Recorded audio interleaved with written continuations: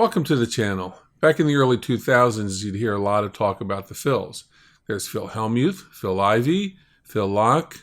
Each one of them left their impression on the poker world, and each one of them still plays today. But if you were hard-pressed to come up with a fourth Phil, maybe you'd come up with Phil Gordon. More on Phil in a moment. But first I want to say just how much I appreciate the support you've given the channel over the last year and a half. Those of you that have liked videos, subscribed to videos, watched videos, you've really helped me out, and I appreciate all the support. Thanks. The fourth Phil, Phil Gordon, was born on July 6, 1970 in El Paso, Texas. Phil's family moved to Georgia where he excelled as a student. He did so well that he attended Georgia Tech as a 15-year-old. He left high school after 11th grade to go full-time at Georgia Tech. In 1991, Phil received his bachelor's in computer science. Phil went to work for Lockheed, but left that job and became the first paid employee of a new Silicon Valley startup called NetSys. In 1996, NetSys was bought by Cisco, making Phil a millionaire just 5 years out of college. If you're 26 and a millionaire, what would you do? Well, if you're like Phil, you'd travel and play poker, and that's exactly what Phil did. He traveled and he played poker.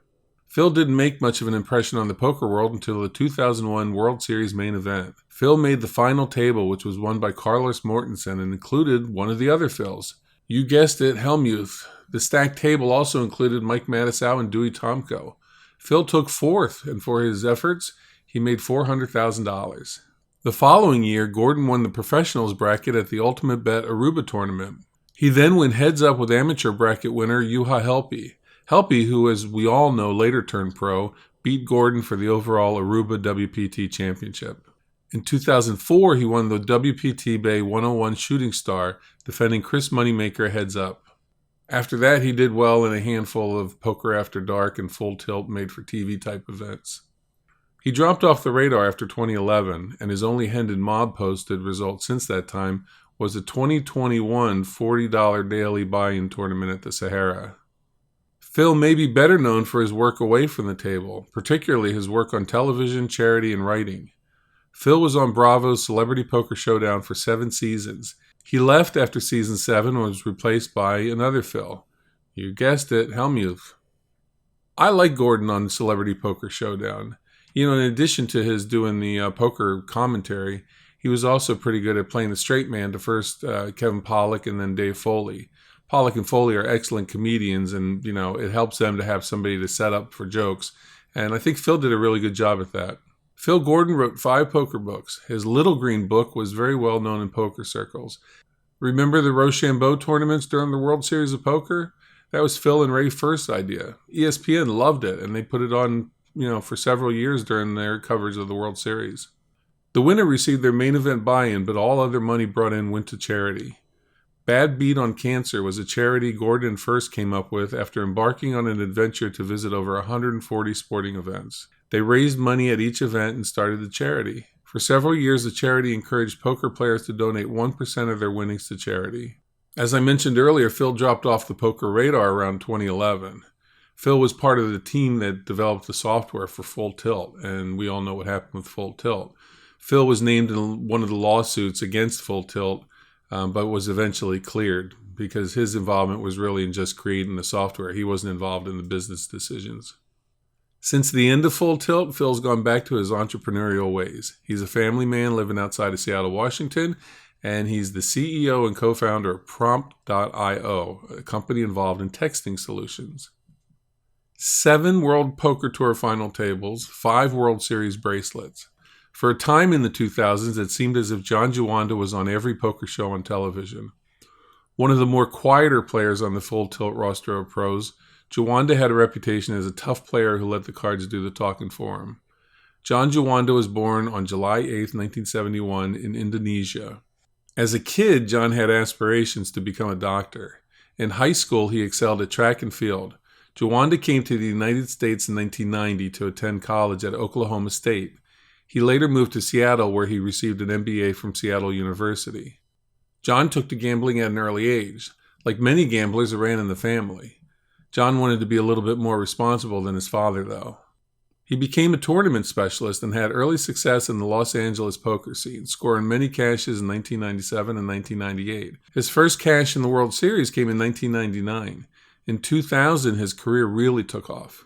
In 2002, he won his first of 5 World Series bracelets in the $1,500 triple draw lowball ace-to-5 event. In all, he has 72 cashes at the World Series. He also won the 2004 Professional Poker Tour event at Foxwoods. His most prestigious win was the 2008 main event at the World Series of Poker in Europe. For that win, he took home $1.5 million. His biggest cash was the first place in the 2017 Triton main event in Hong Kong. He won just over $2.8 million. To date, he's amassed over $25 million in tournament earnings. Does John still play? He sure does. John is a longtime resident of Tokyo. He's a father, but he still makes time to play. In 2023, he won a super high roller event in Vietnam, and he played EPT, WSOP, and WPT events. John was always one of the good guys at poker. He considers Tokyo to be the best place for him to live, and he gets to pick and choose when he plays. Good for him. In this series, we've covered a lot of those that I call brainiacs, and that's a compliment, by the way. We've had chess masters, backgammon geniuses, mathematicians, a few Mensa members. We've had it all. But I'm struggling to think whether we had anyone that was both brilliant and as cool as Liv Boeree. We've had brilliant and we've had cool. I'm just not sure I would put the two together for anyone but Liv. Born on July 18, 1984 in Maidstone, England, Liv says she was a tomboy growing up. She was much more interested in playing athletics and satisfying her competitive nature. Those feelings changed somewhat before she entered university, and Liv became interested in modeling and music, specifically heavy metal music. She liked what she heard and she wanted to be a part of the scene. She learned how to play the guitar and she played in a couple bands. At university, she received a degree in physics with an emphasis on astrophysics. At one point, she wanted to become a research scientist, but that feeling went away. In 2005, Liv got her start in poker when she was picked as a contestant on UltimatePoker.com Showdown. Remember that show? Liv said she didn't know what the show was. She just applied to be on a reality show. She had only played her first hand of poker 2 weeks before the show. Being a brainiac, she picked up the game quickly, but not enough to win that time. That experience did set her on a course as a professional poker player, part-time at first. Her first cash on Hendon Mob was in 2007. In 2008, she won the Ladbrokes Poker European Ladies Championship. 2008 was also the first of her cashes in the World Series. Her meeting Phil Hellmuth on that reality show in 2005 helped her out because Phil introduced her to some people from Ultimate Bet. They signed her up and she became a sponsored pro. In 2010, she signed with PokerStars. In 2010, she also won the EPT San Remo main event, cashing for $1.6 million. She has several EPT final tables, which kind of makes the PokerStars affiliation a natural fit. Away from the table, Liv has been involved in charitable causes such as Raising for Effective Giving, a group that encourages poker players to donate a portion of their winnings to charity. How many poker players do you know that have given TED Talks? Liv has given several, with the most recent being a captivating presentation on the dark side of competition in AI. In 2019, Liv left PokerStars and said she was done with playing professionally, but she continued to play a little bit with her last cash being at the WSOP in 2022. Want to check in with what she's thinking about these days? She has a podcast, Win-Win with Liv Boeree. She's also on Instagram and X. It's worth checking out.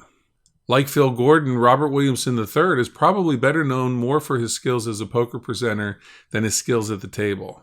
But that doesn't mean his skills at the table were lacking. Oh no. Williamson was an accomplished player who just happened to be really good at broadcasting. Born in Dallas on November 7, 1970, Williamson received degrees in finance and real estate from Angelo State University. His interest in poker started at a younger age. Around 11, his father taught him how to play. He began a long string of tournament cashes in 1994. His first World Series cash was an impressive third place at the 1999 Omaha pot limit event at the World Series. His one and only World Series bracelet was in the 2002 $5,000 pot limit Omaha event. In all, Robert has 36 World Series cashes, with most being in Omaha or mixed events.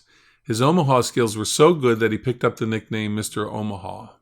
As Robert gained exposure at the table, his impressive communication skills were also noticed, and he was asked to provide commentary on a number of poker broadcasts. Robert provided commentary on Poker Royale, Aussie Millions, and was a host for 4 episodes of the Ultimate Poker Challenge. He also showed up to play on Poker After Dark and was one of the pros that got a role in the 2007 poker-themed film, Lucky You. Fun fact, Robert ballooned up to about 400 pounds and decided to have gastric bypass surgery. Sometime between 2003 and 2005, he had the surgery. He lost 200 pounds. And after that time, kind of went around and told everybody that he was half the man he used to be. Dad joke. Robert and his wife started Robert Williamson III Designs, which created poker-themed jewelry. That lasted a little while, but it went offline somewhere around 2010. Today, Robert still plays, not at the nosebleed levels of his past, but he appears to play daily tournaments on a regular basis. He did have one significant result in 2023. He took second place in the World Series 1500 Big O 5-card pot limit Omaha high-low 8 or better 7-handed for just under $192,000. Robert was one of those made-for-TV personalities that really did help bring people into poker back in the 2000s. He was both entertaining at the table and the broadcast booth. Most of the players featured in this series have followed the same path. They get degrees in areas that demonstrate their big brain intellect, and then on the way to a successful career in business, they find themselves suddenly a professional poker player. Jason Mercier took a slightly different path. He started at a younger age and played his first game in a casino before he turned 18. Mercier was born on November 12, 1986. As a 17-year-old living in Hollywood, Florida, Jason decided to try his hand at poker.